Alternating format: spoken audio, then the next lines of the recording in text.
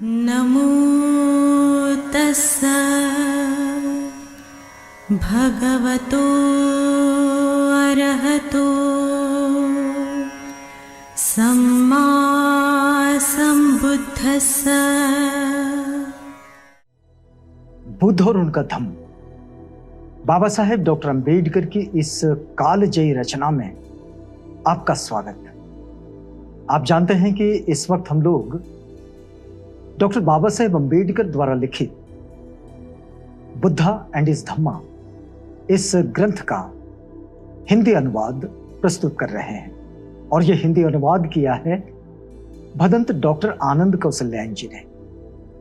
तो आइए इस कड़ी में आगे बढ़ते हैं। हमने आपको पिछली कड़ी में एक बात बताई थी कि राजकुमार सिद्धार्थ अपने आप में इस प्रवृत्ति के थे कि वे कभी शिकार के लिए नहीं जाते थे, क्योंकि राज परिवारों में एक बात होती थी कि लोग शिकार जो करते थे वो मनोरंजन के लिए। अब शिकार के लिए ये जाते नहीं थे तो उनके मित्र उनसे ये कह देते थे, चिढ़ाते भी थे कि क्या तुम्हें शेर चीतों से डर लगता है। तो राजकुमार कहते थे कि अरे तुम जाओगे तो शेर चीतों का शिकार तो नहीं करोगे, तुम मारोगे हिरणों को, खरगोशों को, तो इसलिए तुम्हारे साथ में आने का कोई मतलब नहीं। तुम निष्पृह जानवरों की हत्या करोगे, उनकी जान लोगे। तो मित्र उनसे ये कहते थे कि अरे भाई शिकार के लिए ना चलो, लेकिन अपने मित्रों का निशाना देखने के लिए तो चलो। अब उनके मित्र उनसे ये आग्रह करते थे तो सिद्धार्थ इस तरह के निमंत्रणों को भी अस्वीकार कर देते थे। वो इस तरह के निमंत्रण को स्वीकार नहीं करते थे और फिर वो कहते थे कि मैं, ये बड़ा महत्वपूर्ण उनका स्टेटमेंट है कि मैं निर्दोष प्राणियों के वध का साक्षी नहीं होना चाहता। ये बहुत महत्वपूर्ण बात है कि मैं निर्दोष प्राणियों के वध का साक्षी नहीं होना चाहता। मैं इस बात का गवाह नहीं बनना चाहता कि मेरे समक्ष, मेरे सामने कोई निष्पाप प्राणियों की हत्या करें, निर्दोष प्राणियों की हत्या करें। उसकी इस प्रवृत्ति से प्रजापति गौतमी बड़ी चिंतित हो उठी। मां है तो चिंता कर रही थी, क्षत्राणी है, उसे लगता था कि भाई बेटा युद्ध की प्रवृत्ति से, युद्ध की उस भावना से दूर तो नहीं जा रहा है। वो शस्त्र धारण करने वाला जो योद्धा होता है, उस योद्धा के गुणों से वो कहीं कमजोर तो नहीं पड़ रहा है। वह उससे तर्क करती, तुम भूल गए हो कि तुम एक क्षत्रिय राजकुमार हो। प्रजापति कह रही है, वो कह रहे हैं कि तुम भूल गए हो कि तुम एक क्षत्रिय राजकुमार हो, लड़ना तुम्हारा धर्म है। शिकार के माध्यम से ही युद्ध विद्या में निष्णात हुआ जा सकता है, क्योंकि शिकार करके ही तुम ठीक ठीक निशाना लगाना सीख सकते हो। शिकार भूमि ही युद्ध भूमि का अभ्यास क्षेत्र है। प्रजापति गौतमी अपने राजकुमार को समझा रही है कि देखो, शिकार करना तुम्हारा धर्म है। अगर तुम जंगल जाओगे और उन प्राणियों की हत्या करोगे, उन प्राणियों का शिकार करोगे, तो शिकार करते करते तुम्हें यह समझ में आएगा कि युद्धाभ्यास क्या होता है, क्योंकि ये शिकार का क्षेत्र ही वास्तव में युद्ध भूमि का अभ्यास क्षेत्र है। और इस तरह से ये जो युद्ध का प्रैक्टिकल अभ्यास हो रहा था, इसके लिए मां ये उनको कही जा रही है। लेकिन सिद्धार्थ गौतमी से ही कई बार पूछ लेते थे, जब जब भी वो ये कहें कि भाई तुम शिकार पे क्यों नहीं जाते, तो वो कहते थे तो मां, एक क्षत्रिय को क्यों लड़ना चाहिए? बड़ा जायज सवाल है।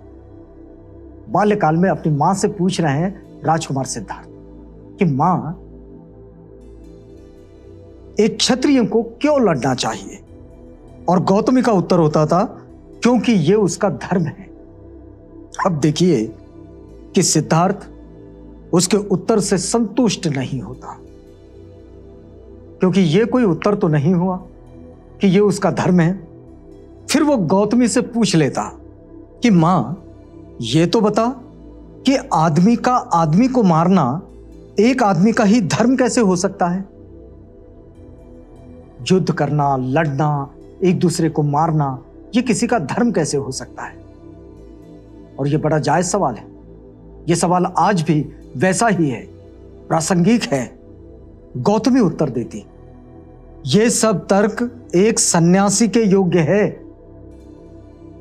प्रजापति कहने लगी कि देखो राजकुमार, देखो सिद्धार्थ, ये सारे तर्क सन्यासी को शोभा देते हैं, लेकिन क्षत्रिय का धर्म ये तो लड़ना ही है।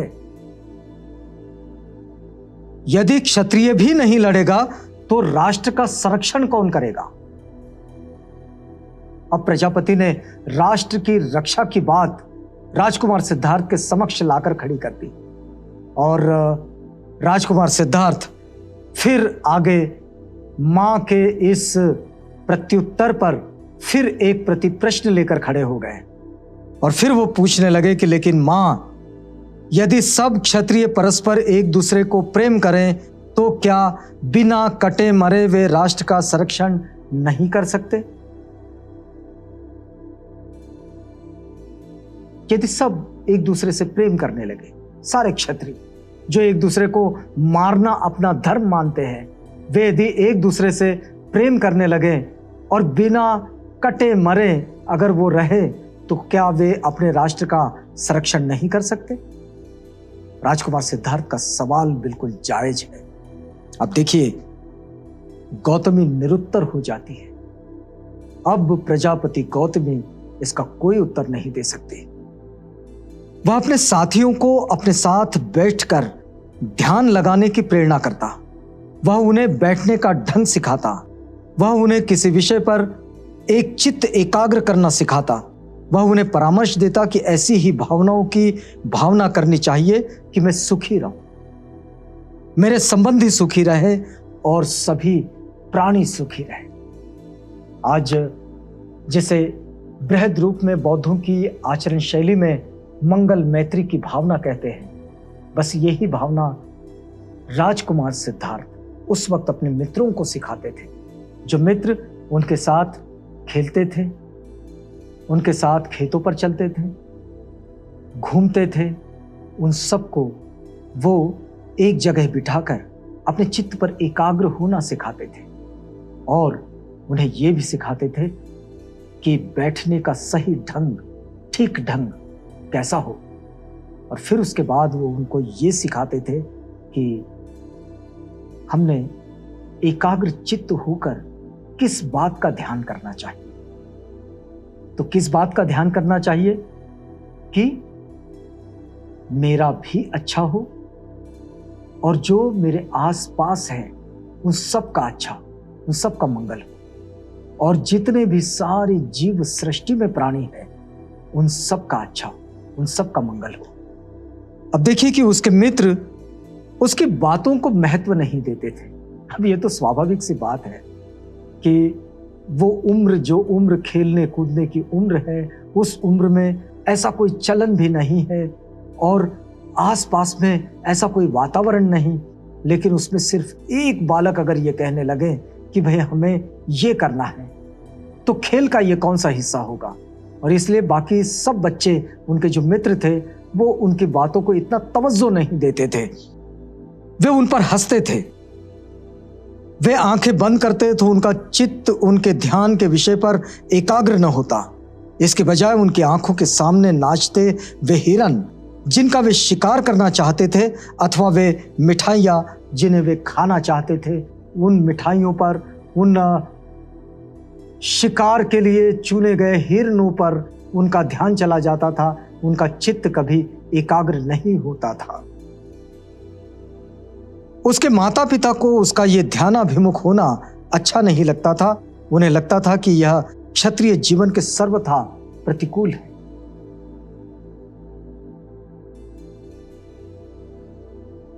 महाराजा शुद्धोधन और महारानी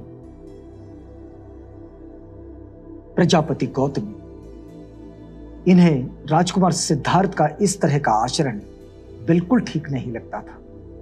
उन्हें लगता था कि ये जो आचरण है, ये आचरण क्षत्रिय धर्म के बिल्कुल विपरीत है।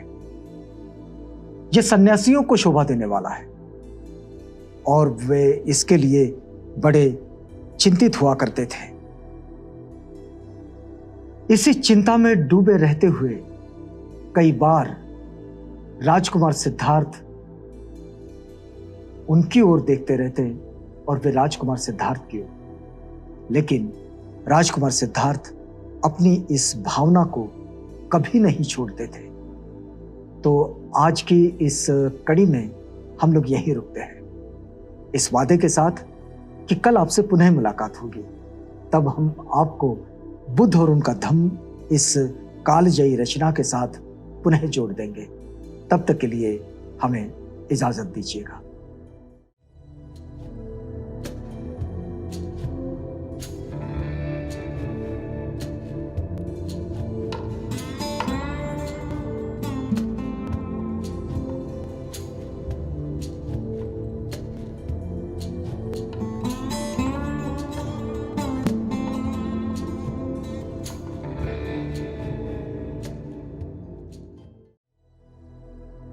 बुद्ध और उनका धम्म